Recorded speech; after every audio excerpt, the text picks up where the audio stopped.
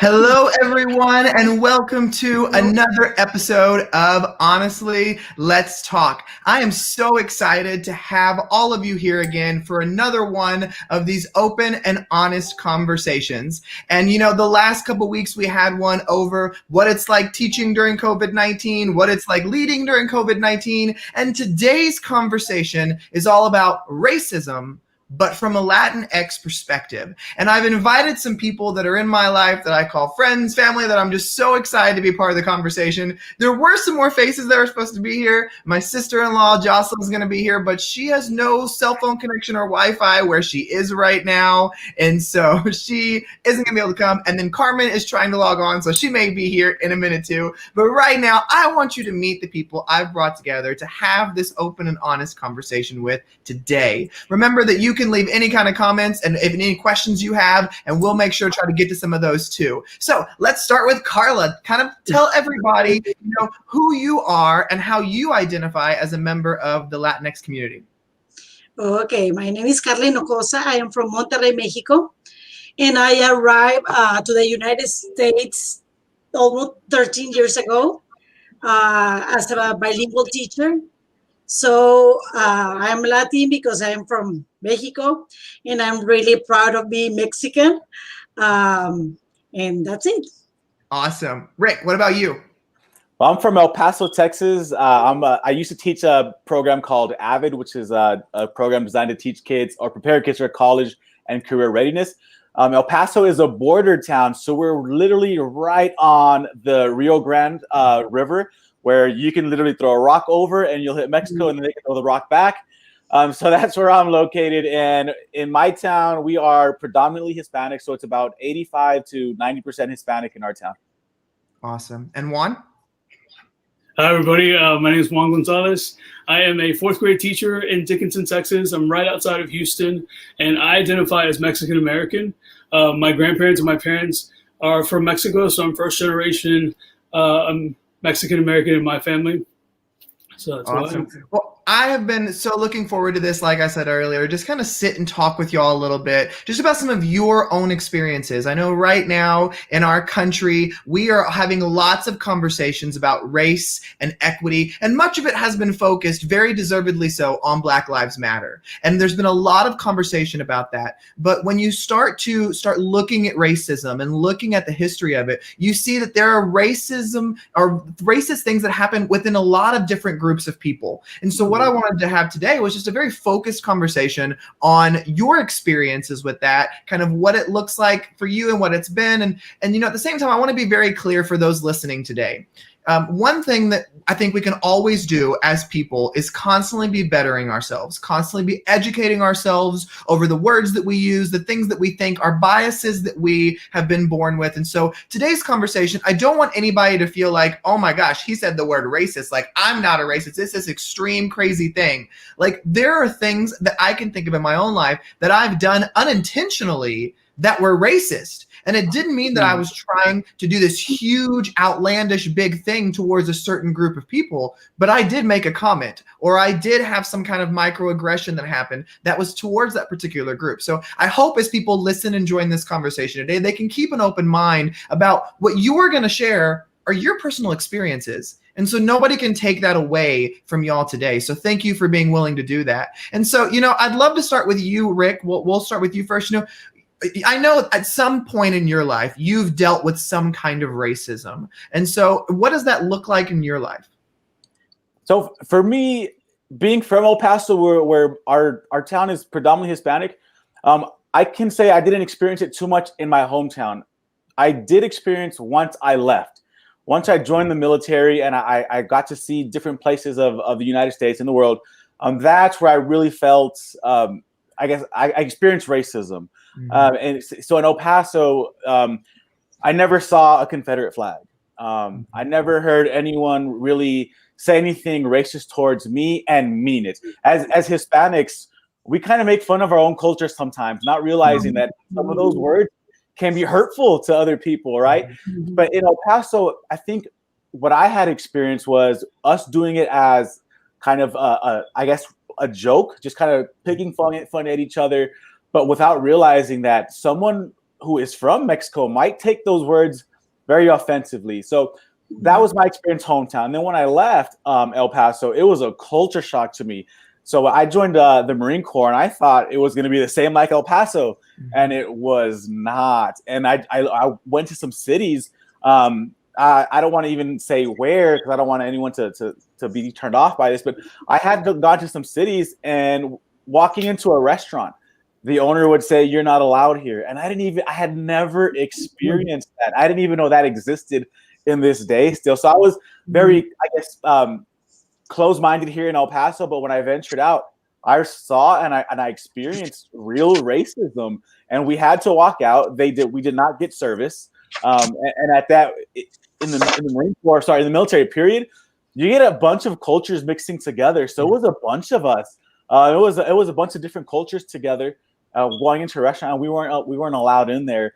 So that's kind of my experience, Todd, where I can tell you it was a culture shock to me once I left my hometown. Yeah. Well, Juan, you've grown up in the States as well, and you're in the Houston area, which is a big, very diverse city as well. What's an experience that you've had when it comes to the word racism? And for me, so growing up in a really diverse area, like I saw myself represented in the people that were around me. I saw other cultures represented, and it really wasn't until you start, because like you said, we have to start doing the work of understanding ourselves, our identity, our cultures, and the people around us. And it wasn't until like I started doing that work, I realized that my life was filled with tons of microaggressions in the world that I lived in. My name, Juan Gonzalez, is until this day, like I'm a classroom teacher. And because students will take my name and they'll identify me as Mr. G, I still have parents that will call me like Mr. Gomez, Mr. Garcia. And so it's that type of microaggression where we don't take the time to understand people and understand where they come from and the cultures that exist in our country. Those microaggressions is what I'm used to. I'm used to hearing a lot of those things where people just take what they've seen and not really done the work of like researching and understanding. And then just implying it and just thinking they understand or they know just because they've seen it somewhere else. And so they apply it to every Latin culture, when in reality, the Latin culture is widely diverse in so many different backgrounds, and it looks different from wherever you are. So me definitely is those microaggressions that are still happening till this day, that, they don't take the time to really know how to pronounce my name, or just take, any Spanish or Latin name that they've heard and just apply it to me. That happens very often for me. You said something there, though, that really struck me, Juan, is you said some of the things that I'm used to. And it's so weird to think about it from my perspective, to hear you go, I'm just used to it. Like it's just a part of how things have happened. And that kind of upsets me, because I'm like, you shouldn't be used to it. Like you shouldn't be at a point where you're like, that's just how it goes. That's what I just have to put up with. And that's where I kind of hear these and I'm like, oh my goodness, like that frustrates me. And so, was there a point that you really realized that, hey, that's just how it is, where you just kind of got to that kind of thinking? I think it was in my own work and understanding the importance of understanding cultures and backgrounds, because I teach so many different students. And in doing that work, that's where that enlightenment came, where I was just like, whoa, what are these things that I've just grew accustomed to or never really thought through, and just kind of went with the flow of things or kind of laughed it off. So it really was in my work in teaching where that enlightenment came from. Well, and Carla, unlike Rick and Juan, you weren't born and raised in the United States. And so you have a little bit of a different experience. So talk to me about like what that transition was like for you, coming from Monterey, moving to the States, and that experience. Because I know, my wife's family is from Mexico as well. I'm married to a Latina, and she's like, they all know each other in Mexico. Everybody's friends, everybody's family, everybody's tío and tía. And so what was it like when you came to the States? Culturally, it's so different that at the beginning I had like homesick for I don't know how many months. Like for me, it was really hard. And some people, especially where I work, they were really, really nice. Yeah. Or some people, they were like kind of ugly, like kind of like comments that they were not really appropriate. And I'm one type of person that I'm really easygoing, you know me, and I try like each person has their own life, and people sometimes think that if you come from another place, probably that job can be from for another person, a U.S. citizen or something. And I'm like, I'm only doing my job, and I'm trying to do really hard my job, and I love my job. So I try to only uh, like also he was saying that people generalize a lot, and that is something that I don't like it. That and but you get used to be happy and think about the positive. Like I'm like really thankful because I'm really happy working here, and I've been learning a lot over here. So you need to put a balance and see. Well, I miss a lot of my stuff, and probably people they don't like stuff from my country or stuff that I my personality or something. But I try to be like happy and I don't know, like uh, don't don't take it personal. A lot of people don't, like you said at the beginning. A lot of people don't do it intentionally, but they Yeah. do it. Especially, let me tell you something. Today I made no, it was yesterday.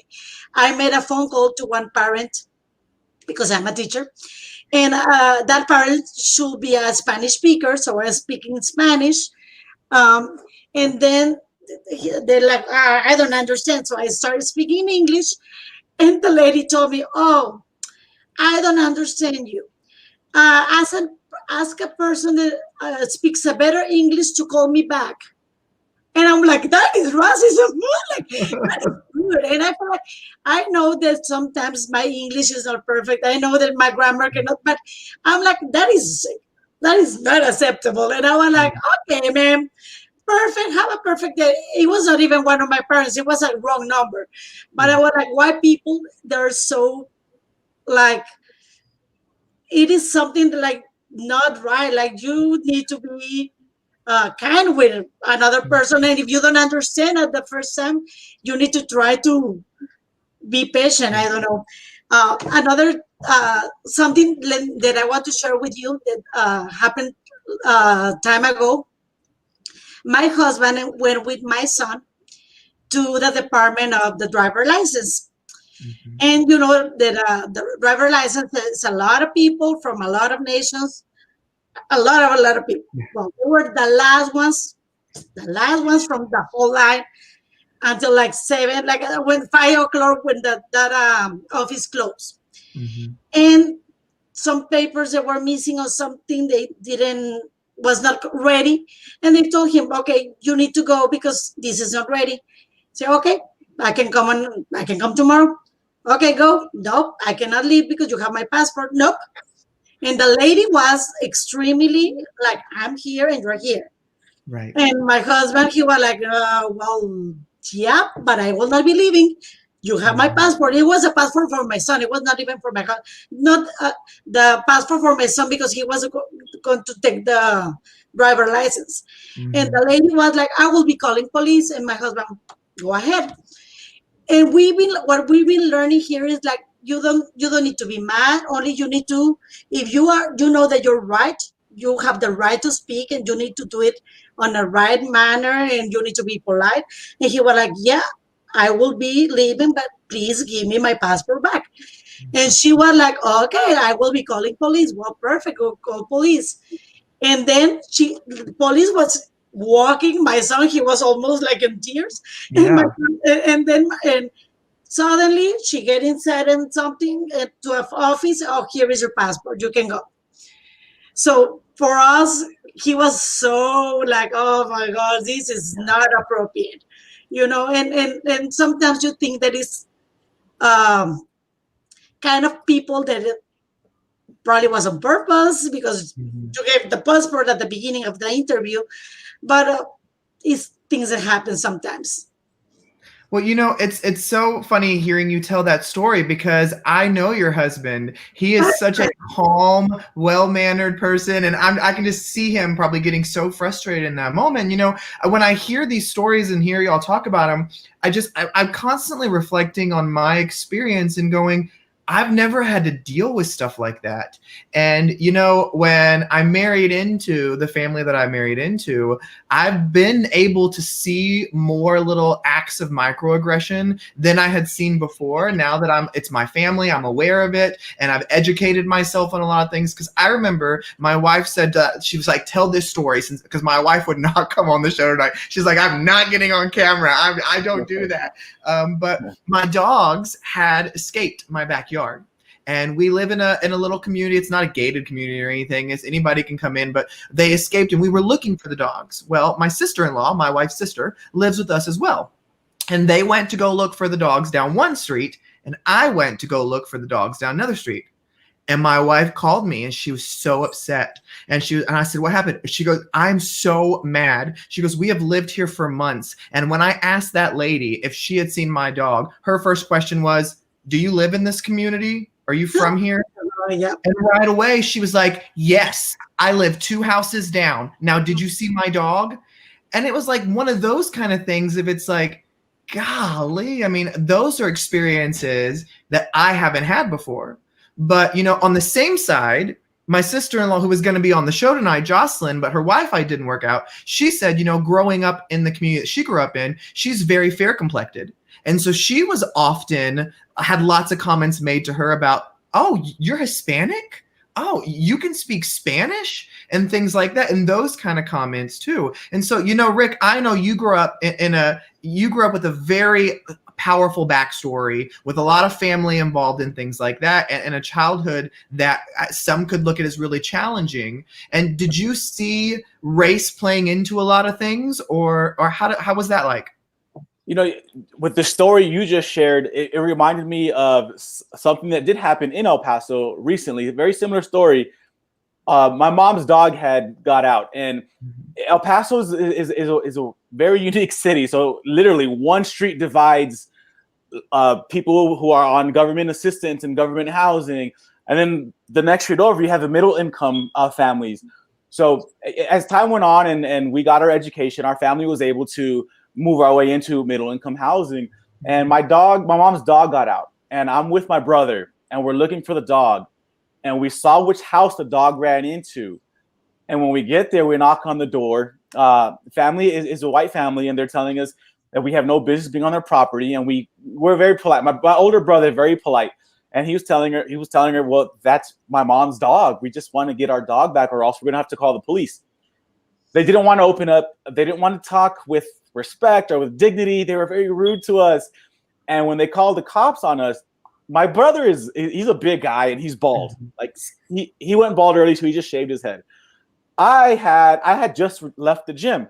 So I'm also Hispanic, and I have a lot of tattoos. None of my tattoos are gang related, but I have a lot of tattoos. And when the police officer showed up, a white police officer, we called the cops. So they were there to really serve us or to mediate for us. And guns were drawn because we looked like we didn't belong in the neighborhood. And this is the same neighborhood that I currently live in right now. And my brother's not like me. I did the whole boxing thing, and I have a short temper.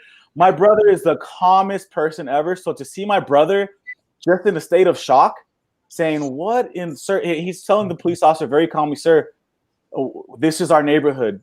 We're actually educators. We teach down the street." And the police officers were not having it. And a lot of it had to do with how we looked and the color of our skin. And when the owners of the house came out, immediately we kind of sensed that the police officers were taking their side, and it was just a mess. But that was an experience that me and my brother felt was 100% caused because of race in our hometown, but because of the certain zip code that we were in as well.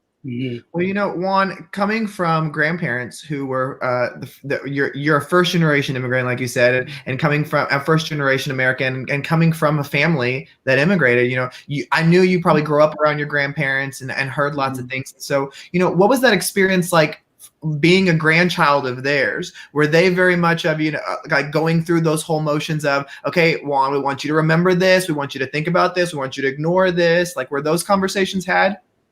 So, and this is what I'm going to say is very similar to what Carla spoke on earlier about really like the conversations that I had with my parents, my grandparents about race and like who we would become and like the lives that we would live.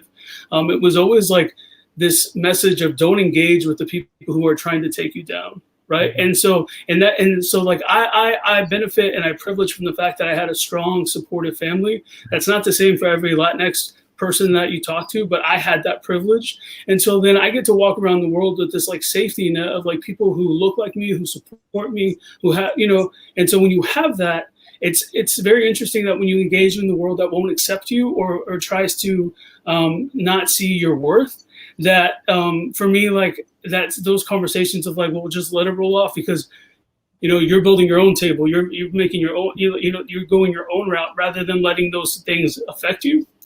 But now, because we see the fights of with the Black Lives Matter movement, and we see the importance of like speaking out on it, I have like I'm growing into this different understanding of just like we can't be okay with letting it roll off because I have the privilege to, you know, that I have the safety net of my family that's going to support me regardless, and I can, you know, build myself up from that and keep going because some people don't.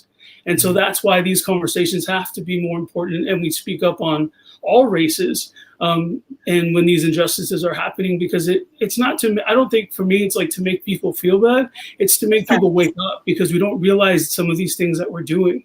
And just like in hearing everyone's stories, I remember last summer, I was traveling to Europe and I brought my mom with me. And we were in the, you know, like the club lounges where you get to like relax and you chill out before, we were chilling out before the, our plane ride. And when my mom was walking over to get a beverage, a woman took her trash and handed it to her and said, throw this away for me. And so then my mom was backed up and told her, like, I don't work here. And so the woman just stood there shocked and she apologized and was like, oh, I'm tired. I don't know what I was saying. But think about like where that came from, this idea that she saw my mother who was brown skinned and just thought like that is, you know, cleaning service. And so like those types of things like they do just happen. And I just wanted to add that to the story because it's like, as we're having these conversations, we're having these like reminders of things that are very much part of our story. And then, like I said, like some of us are lucky that we can like look the other way and let it roll off. And then, but I think so much about the people who don't have that opportunity and are constantly in that world, and their self-worth is like not being valued because of the way that other people are talking to them or treating them. You know, you said something really powerful there, Juan, that you have the privilege and the support system to be able to speak out against certain things. And I think what was powerful for me when you said that was those of us who do have that privilege of, we're not afraid of losing our job if we say something. We're not afraid of our family turning on us. Like, we have to speak up in those instances. So I think that was really powerful when you shared that. And, you know, Carla, you and your husband, you moved to the United States. You are fantastic teachers. And I can speak for both of you because you both were at my school when I was principal. You both are fantastic. But, you know, we live in a very divisive world right now, and there are lots of comments that are made about people who are moving here, especially from Mexico. How do you not let those comments bring you down and not internalize them? I think we need to be happy. Like, a lot of people do it on purpose, and a lot of people, they even notice what they're telling sometimes. So I feel like the only way that you need to do your job, and you need to do it the best way that you can do it. And I don't pay a lot of attention. Most of the time, I've been really lucky, talking about myself, that I've been working with people like really polite. It's like there are few people, the ones that make comments, and then even when I really know that person's better, I notice that comments, they were not on purpose, like he said, like Juan said. A lot of people, they say something and they're not pointing to you, but they say it, and sometimes we are like, oh, probably they're telling you because of my mind. And sometimes people say comments, and I try people, they can say whatever they want, and only I need to do my work the best that I can do, and that's it. Like, I've been really lucky that most of my co-workers, they've been really nice. But I was telling my husband, there are a lot of places, even if I go back to Monterrey, there will be ugly people. So it's not against because I'm Mexican, it's just people sometimes are not happy with life. And sometimes we can take it like more like, oh, probably it's because I'm Mexican. But sometimes that is not the reason. Sometimes they are like that with the world. And sometimes because you are Hispanic or you're from another. Right. Mhm. Well, Rick, I know you and Juan don't have any kids. I mean, your new dog does not count, Rick. But Carla, you have your own children, and so have you had to have conversations with them about things that they need to be ready to deal with in the world, or any kind of racism comments, or any kind of being proud of your heritage? Have you had those personal conversations with your own children? Yes, we moved one, like my youngest, he was 10 years old, and my oldest, he was 14. And I feel like they have the Mexican roots because they like the Mexican food. But now for them, it's like a lot of they are not 100% Mexicans like I am. And they have a lot of culture from here. And I'm really happy because they live over here. And they respect very well both cultures. And they know that people, it's the same as I was telling to you. A lot of people, they can have like different thinkings about you, but like their friends, like they have friends from Mexico, they are friends from everywhere. So Yeah. As we wrap this conversation up today, and I don't want to take too much of your time, but so I appreciate you making the time for this. But for the people who are listening today, they're going to be coming from all kinds of backgrounds, all kinds of experiences themselves. If there was something that you really hope that they walk away with today over the conversation of racism or being a member of the Latinx community or anything like that, what would your one thing be for them to walk away with, Juan?